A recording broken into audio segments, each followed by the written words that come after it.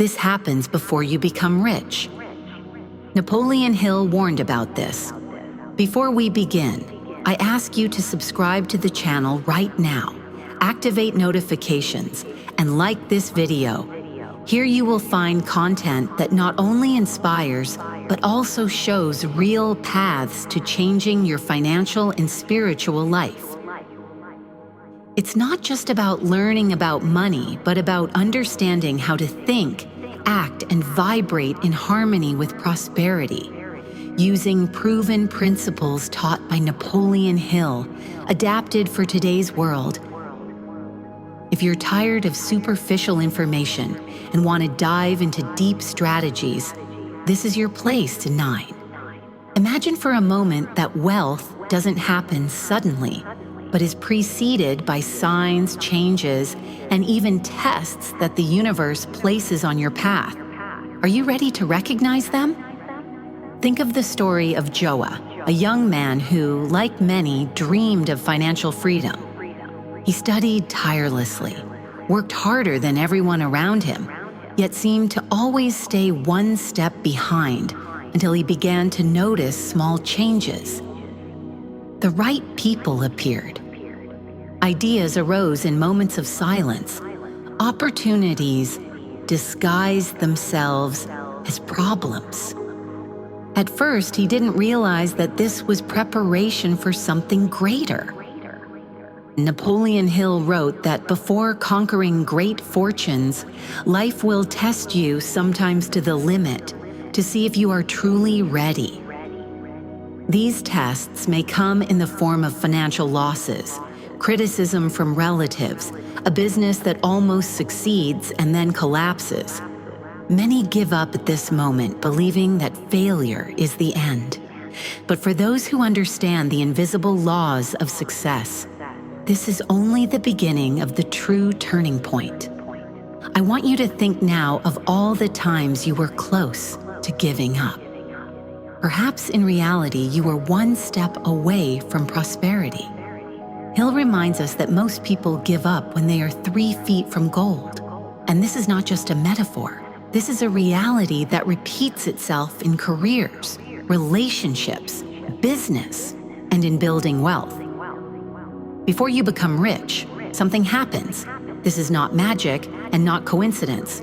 This is alignment between your mind, your faith, and your to persist, even when all seems lost. As if the universe asks, do you really want this, or are you just playing with the idea? And the way you answer determines what happens next.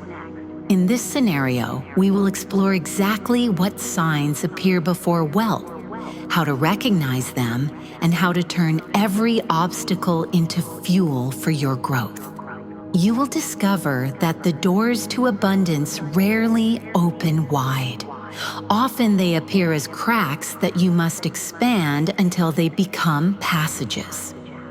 Stay with me until the end, because I will reveal Napoleon Hill's direct strategies that show how to prepare for abundance, how to strengthen your mindset to endure trials, and most importantly, how to act at the exact moment when opportunities appear. In the middle of the video, I want you to comment whether you have experienced something similar, felt like you were being tested before achieving something important. Now take a deep breath and get ready.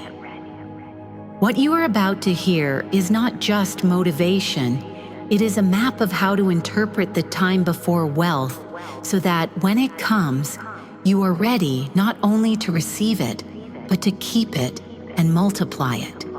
The first signs before wealth. Many people believe that becoming rich is a sudden leap, a stroke of luck, or a single moment of inspiration. But Napoleon Hill made it clear, true prosperity is not an isolated event, it is a process.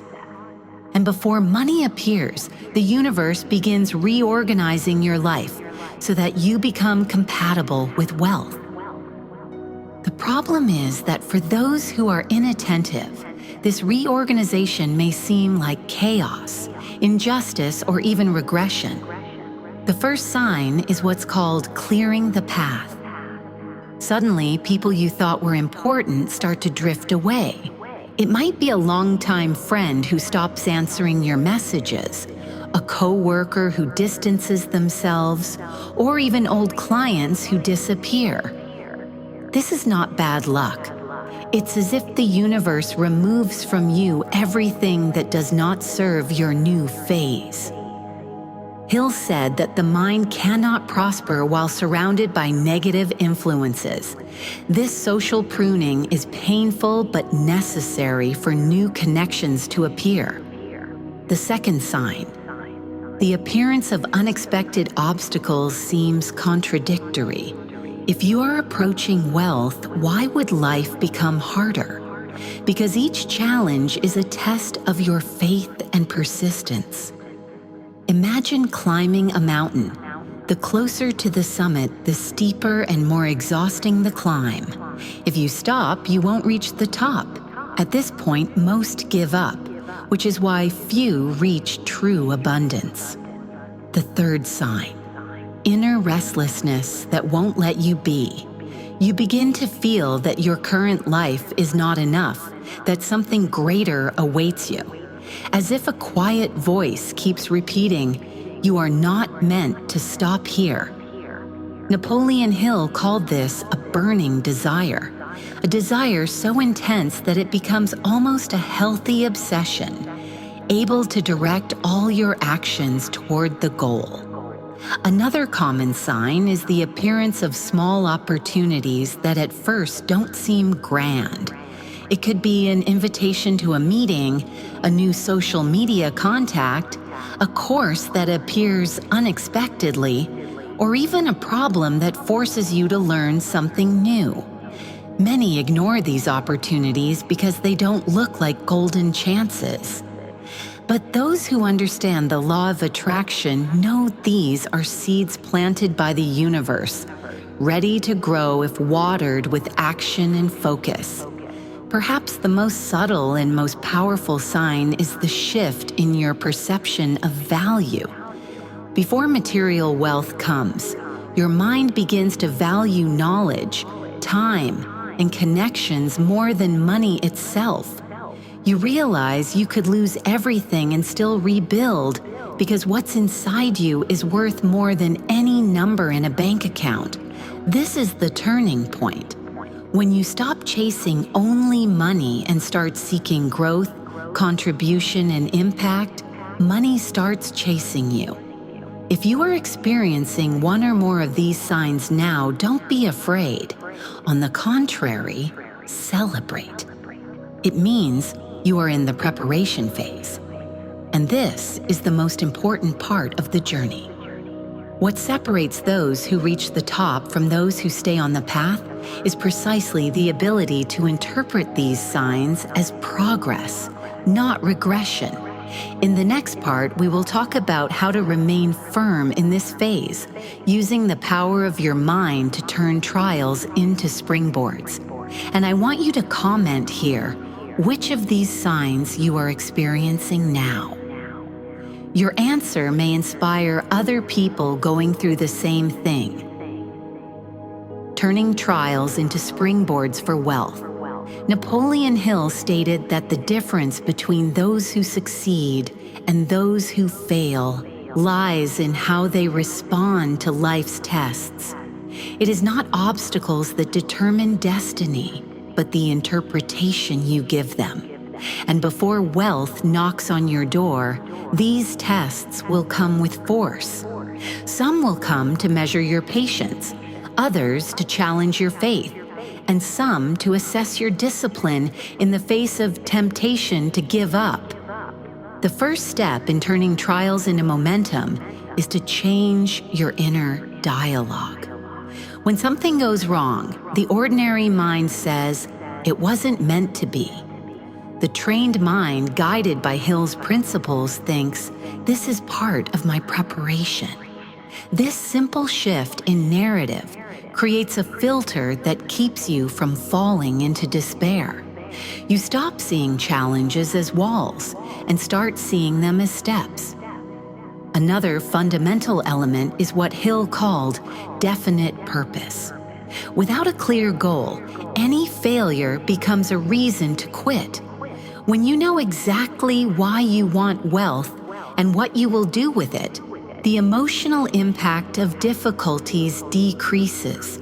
It's like having an inner compass pointing to your north even in the middle of the storm, and we cannot ignore the role of discipline.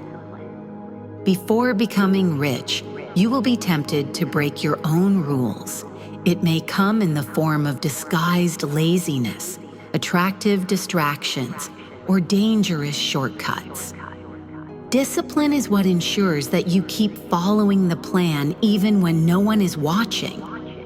Hill emphasized that self-discipline is the link between decision and execution.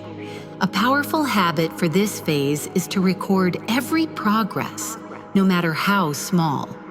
Often you grow and don't even notice it because you're only looking at the end result.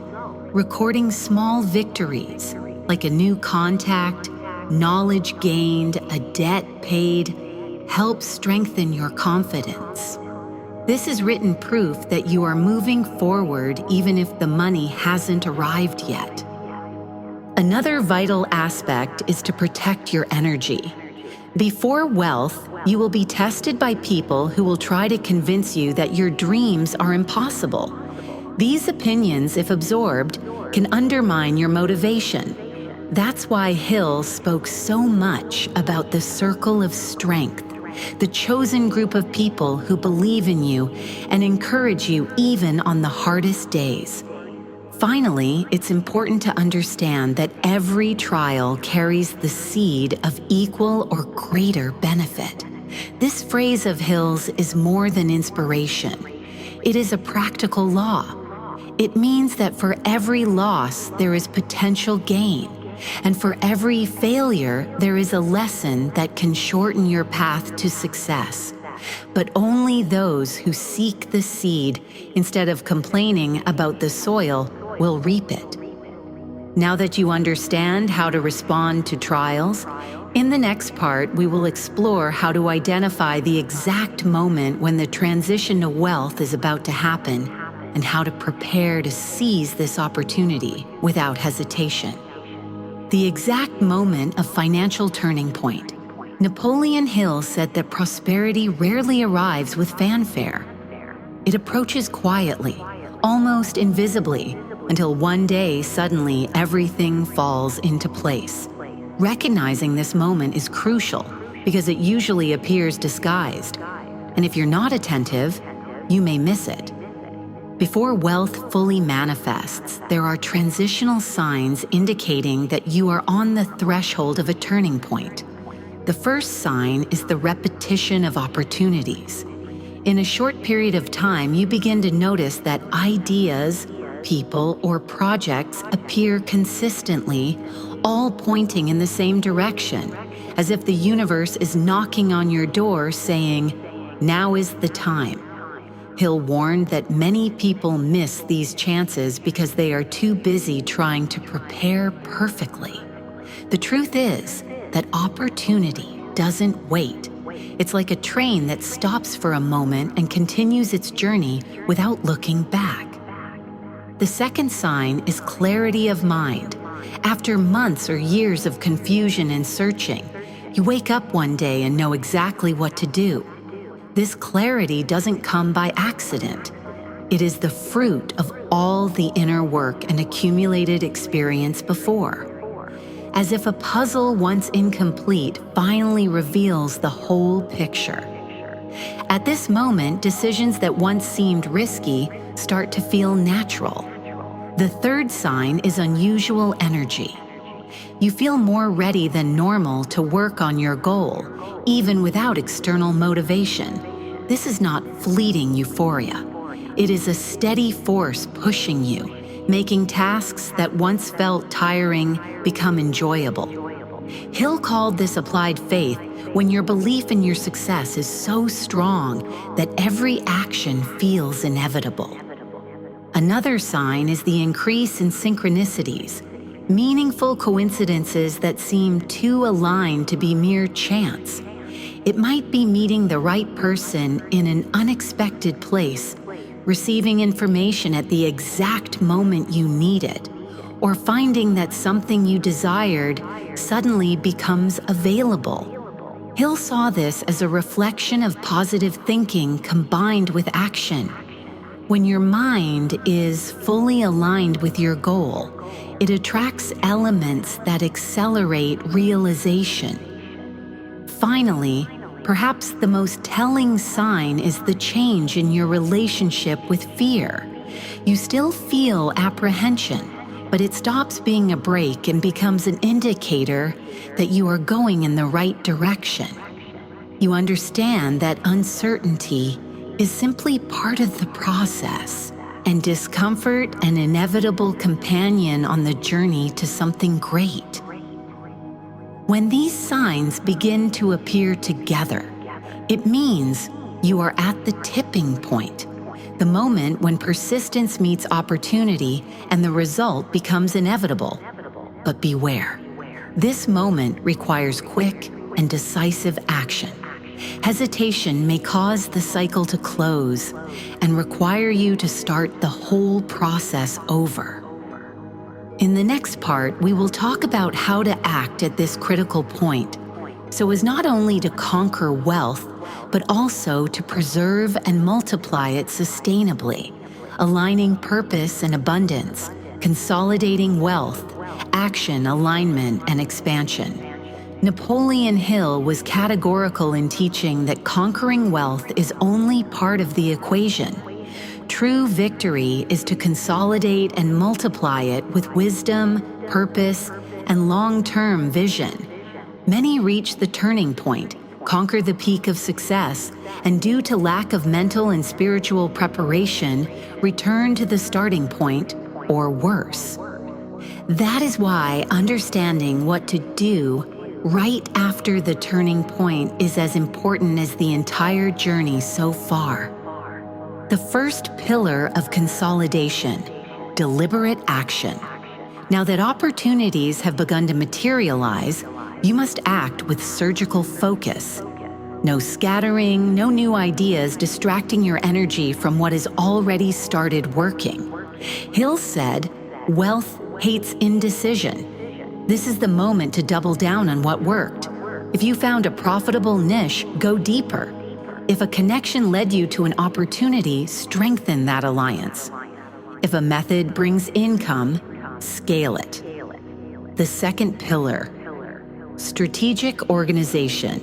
Hill devoted entire chapters to reinforcing that wealth without a plan is like building a castle on sand. Now that the harvest has begun, it's time to protect the fruits. This means creating structures, separate accounts, disciplined financial management, conscious investments. No matter what sum comes in, if you don't manage $1,000 wisely, you will also waste millions. The universe must see that you are a worthy keeper of abundance. The third pillar, alignment between purpose and prosperity. This is the point that distinguishes those who get rich with soul from those who merely accumulate. Hill said that money, when aligned with mission, becomes fuel for transforming lives. Ask yourself, why do I want to be rich? Don't accept superficial answers. Dig deeper.